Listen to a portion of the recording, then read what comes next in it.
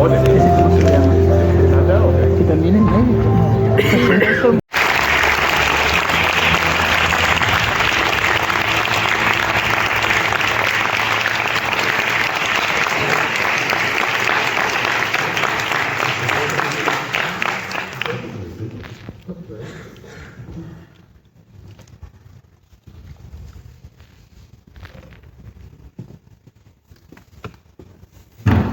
Bueno, yo voy a sentar el centro en otras cosas porque soy el más viejo de los tres, ya veis que estamos en una juventud insultante y Fernando también me da por el aire. Así que me siento en medio y bueno, yo voy a plantear unas cuestiones. Este es un espacio de pensamiento libre, de opinión libre.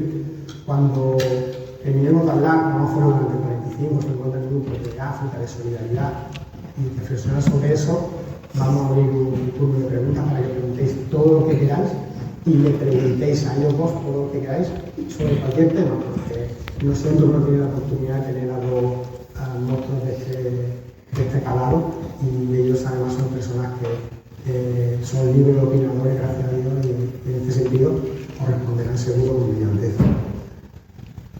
Lo primero de lo que yo quiero plantear hoy, partiendo de la base de que cuando hablamos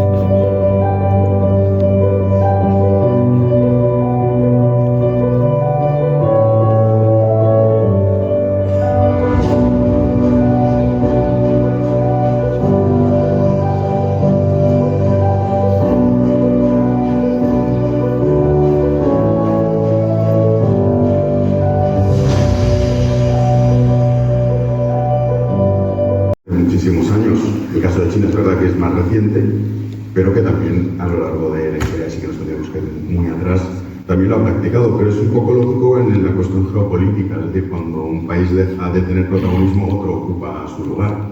Y en este caso, también teniendo en cuenta las particularidades del régimen tanto ruso como chino, que claro, su población, los chinos no van por ahí preguntándose si lo que hace su gobierno es ético o no, y el que lo pregunta, pues bueno, ya sabe cuál es el resultado. Entonces, pero eso hace que nosotros no hablemos de lo que está ocurriendo en África, que sea muy desconocido y que sobre todo pues también se carguen las tintas, lo que hablábamos, ¿no?, de todas las variables que hay en esa ecuación de por qué África no se desarrolla, porque es pobre, sin duda el porcentaje más pequeño ya se lo atribuiría a la cuestión colonial, porque si eso fuese así, entonces si esa lógica fuese cierta, ningún país, especialmente del sudeste asiático, hubiese tenido el progreso y el desarrollo que ha tenido en los últimos años y que todavía va a más. Pero ese es un nuevo imperialismo que evidentemente ni China ni Rusia están buscando el bienestar de la población africana, sino intentar beneficiarse a corto plazo de las ventajas que ofrecen pues, muchos caciques locales que se dedican pues, a maltratar a su propio pueblo, una esclavitud moderna, si lo queremos entender así, de imágenes que vemos y que nosotros también somos muy hipócritas, ¿no? Decimos, esto es horrible, pero todos tenemos actualmente aquí en el teléfono móvil y lo utilizamos porque, bueno, desgraciadamente es el mundo en el que vivimos. Y también pues, es un silencio cómplice de, bueno, que no se enteren lo que ocurre, pero la realidad es que sigue pasando a día de hoy.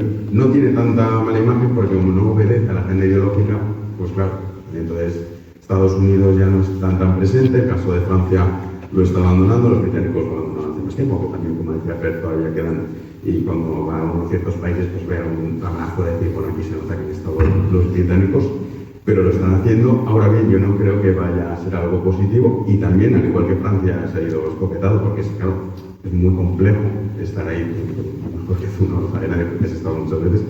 La realidad es que Rusia y China, yo no creo que vayan a conseguir su objetivo a medio y largo plazo de decir, bueno, vamos a conquistar esto, dominar esto y aprovechar los recursos, como sí que hizo en su momento quizás los países europeos, para beneficiarnos, ¿no? Es el problema de África, y sobre todo, como decía antes, ¿no? Estos señores de la guerra, estas mafias locales son muy importantes. A mí me parece muy preocupante el hecho de que sean precisamente países que no se caracterizan por ser regímenes democráticos, como son pues, los países de Emiratos Árabes, Qatar, China, Rusia, los que estén entrando ahora en África, que es una víspera además, y que Francia, Estados Unidos, Reino Unido, España no pinta nada, pero estén de perfil, ¿no?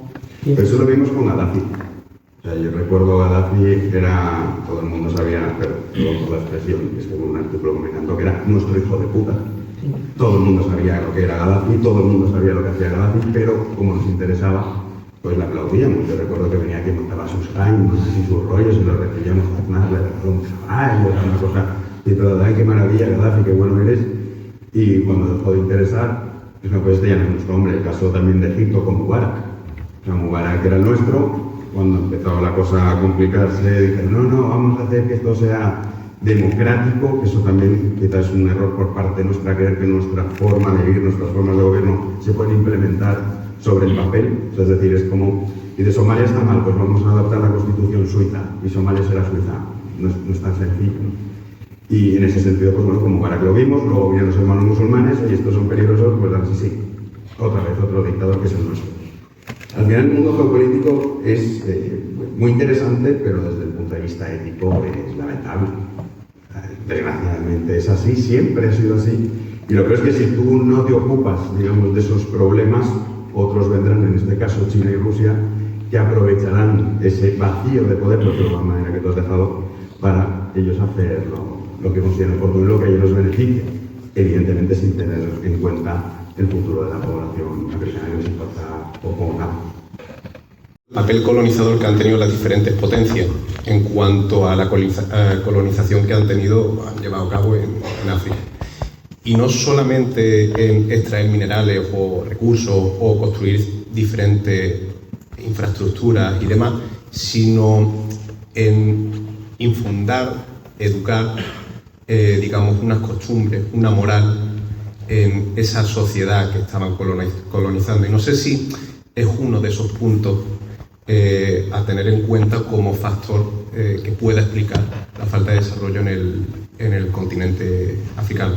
Por ejemplo, tenemos el caso de Hispanoamérica, en el cual sí, evidentemente tiene muchos problemas, pero digamos la potencia colonizadora, principalmente España y Portugal, hizo una labor para, digamos, mestizar, digamos, hacer como nos hicieron, entre comillas, a nosotros. Entre comillas, hizo el antiguo Imperio Romano en todo su territorio.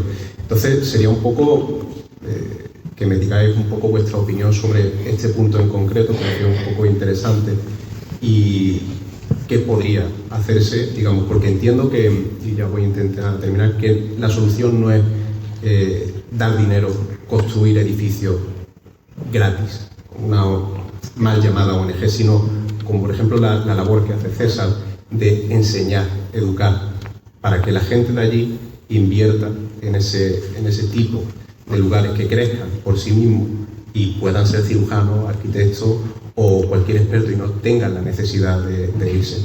Entonces, simplemente eso. Muchísimas gracias. Yo creo que va más por una cuestión, cuando hablas del caso hispanoamericano, que es verdad que España pues, no fue destructivo, por decirlo de alguna manera, los británicos, los franceses, que se dedicaban a exterminar, incluso lo vemos en el caso de Estados Unidos o Canadá. Pero tú cuando vas a Hispanoamérica te das cuenta que también el rollo y por eso digo que es muy humano, de culpar su fracaso o su falta de poder asemejarse a un país europeo, también está con el rollo colonial continuamente. Entonces le dicen, no, es que ustedes vienen aquí y se ganan el oro. Y te macho, tardado 300 años de esto, o sea, todavía está.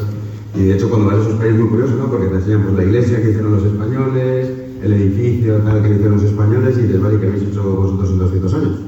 O sea, hemos visto todo lo que nosotros hicimos, pero ese rollo lo tienes muy presente. Yo recuerdo cuando vivía en Chile, no te digo que me decían todos los días, pero en cuanto decías que era español, siempre caía ¿no? la pullita esta de, y cuando vas a otros países de la zona, de decirnos que ustedes vinieron y se llevaron nuestro oro y nuestra plata y todo este rollo. Eso es una condición también muy humana que también vemos en España. O sea, ¿cuántos españoles culpan de nuestra desdicha a nosotros mismos? Pues que si el rico, que si la Unión Europea, cada uno busca a su enemigo, pero todo sea para despojarnos de la responsabilidad real que nosotros tenemos en nuestro día a día. Yo pienso que los pueblos, aunque suene muy duro lo que voy a decir, tienen lo que se merecen. Y en el caso de África, aunque sea triste decirlo, también ellos tendrían que replantearse qué es lo que están haciendo para vivir en un país mejor. Luego puedes tener la fortuna que hay a lo largo de la historia, que te toca ver el caso de Singapur, ¿no? Pues te toca un Lee Kuan Yew de la vida y se dedica a hacer el bien. También tiene sus sombras, como todo ser humano, pero eso son cosas excepcionales.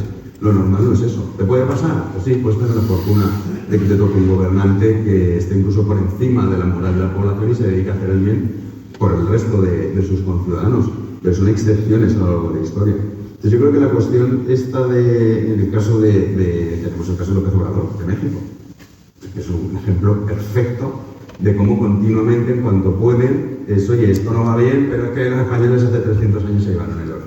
No, pues muy bien. Pero la gente lo compra. Dices, ¿cómo puedes comprar un argumento tan estúpido, tan absurdo, tan irracional? Pero la gente lo que necesita es una excusa para decir, bueno, la culpa no es mía. Lo vimos en la crisis financiera en España. La culpa era del banco.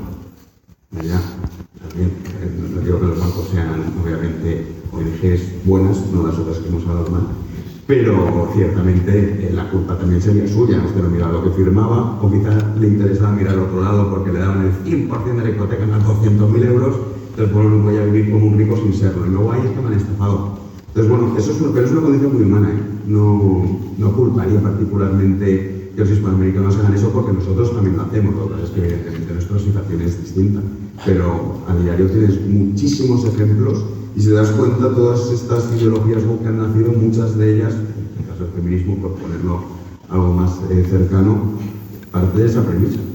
¿No? Es como, no, la culpa no es mía, la culpa es que claro, hay un sistema heteropatriarcal que me oprime y entonces pues así yo ya no tengo que preocuparme de decir, oye, ¿de verdad has hecho lo suficiente? Por eso el liberalismo no es popular. Pues el liberalismo te culpa de tus fracasos, claro. Entonces eso no queda bien.